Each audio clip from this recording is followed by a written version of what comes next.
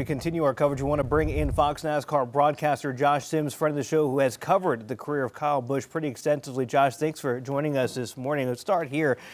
Denny calling him the Kobe Bryant of the sport just because of his sheer love for racing. I mean, only guy to pull off sweeping a weekend twice in his career. What can you say about the competitive nature of Kyle Busch? Yeah, guys, first of all, good morning. Kyle Busch is one of the best competitors we've seen in motorsports, not just NASCAR, but, he was a young phenom that achieved a ton at the top level of NASCAR, but all three levels of NASCAR, like you guys mentioned, the winningest drivers when you add up Truck Series, the O'Reilly Series, and the Cup Series. And just coming off a weekend where he dominated in a race I was on pit road for at Dover. It's obviously a tragic loss, but people talk about his career and how he could be a polarizing figure. I just think of just how fierce a competitor he was and how much he wanted to win. So you saw that fire on and off the track, and you saw him not only bring up the level of himself, of his competition, of the people that raced around him, and the people that raced for him when he was a team owner in the Truck Series. He's a first ballot Hall of Famer when it's that time, two-time champion, a guy that's achieved just about everything you could imagine in the sport. So it truly is a tragic loss. Josh, we're going to have Larry McReynolds, America's crew chief, coming on next hour. Between both you guys, I know you're going to be spending today and through the weekend going through all of his career, looking at his stats, literally his track record, and all those are important and they're super impressive. But you guys, were closer to his inner circle, speaking with his family at times, his closest of friends. What are those conversations going to be like here the next few days?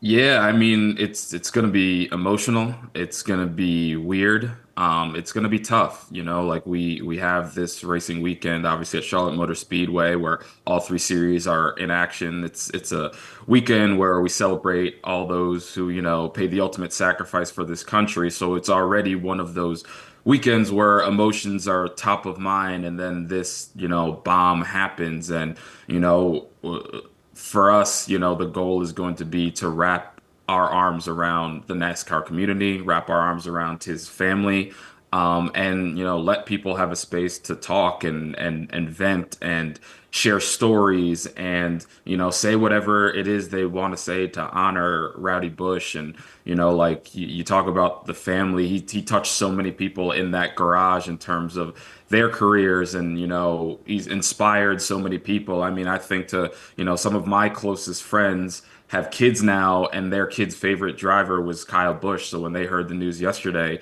they reached out to me and couldn't believe it, and were trying to console their kids, having to deal with this difficult situation. So it's certainly going to be a weekend of remembrance for Kyle. It's going to be one where you're going to see the various networks across all platforms, doing their part to honor Kyle and what he meant to the sports and sports in general.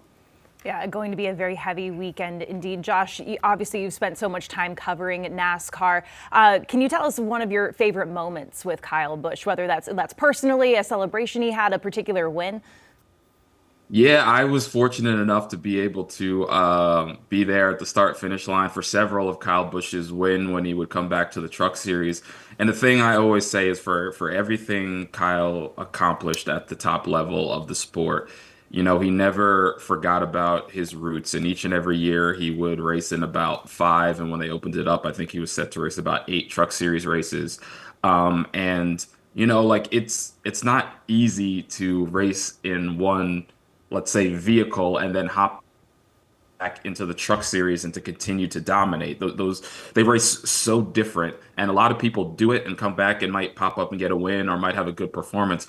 Kyle would hop in the truck and it was like he never left. He'd come out there and dominate, and he'd come out and do the celebration, and he'd do his signature bow, and the crowd loved it. And for all those that were booing during a certain part of his career, during the later part of his career, it was really cool to see those boos start to shift to cheers, and you could tell the appreciation he had for it as being the villain for so long, and then shifting towards being a figure that people started to appreciate, and people wanted to see win again. And that's what he was doing. That's what we saw last week at Dover. Kyle still had it. It didn't matter that he wasn't winning at the top level. He could still go out and perform and win races. And it was cool to be able to have that short-lived experience with him when I would cover him on pit road and talk to him and his team in the garage. Josh, one of the things that we talk about here is just how close-knit of a community the NASCAR community is. And we were talking about the recent really sad news that has come out about the NASCAR community. We talk about Greg Biffle and his family losing their lives, Denny's father, and then to now have this. Can you speak about how NASCAR, when tragedies happen like this, they do an incredible job of surrounding people with love and care and really coming together? Yeah, it is. It's just so unfortunate the amount of bad things that have happened to figureheads of the sport in the last year.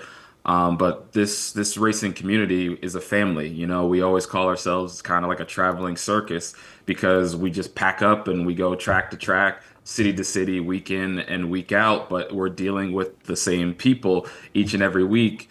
And, when tragedy like this strikes, everybody comes together and we find ways not just to honor those that have been lost. We find ways to wrap our arms around their families, to wrap their arms around their teammates and anybody else that's hurting from those situations. So, as I mentioned, we have the truck race tonight, and you could expect to see us do our part to honor Kyle Busch and what he meant to the truck series, because most wins all time in the truck series. He was the truck series.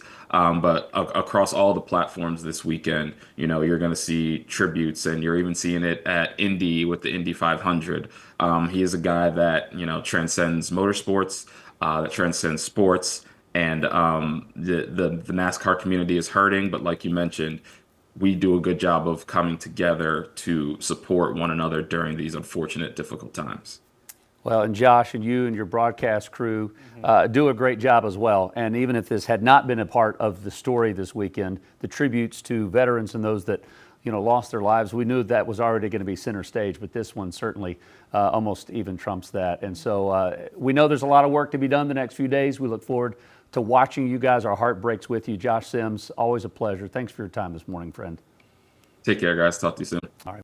Queen City News Plus. Just search Queen City News on your smart TV's app store.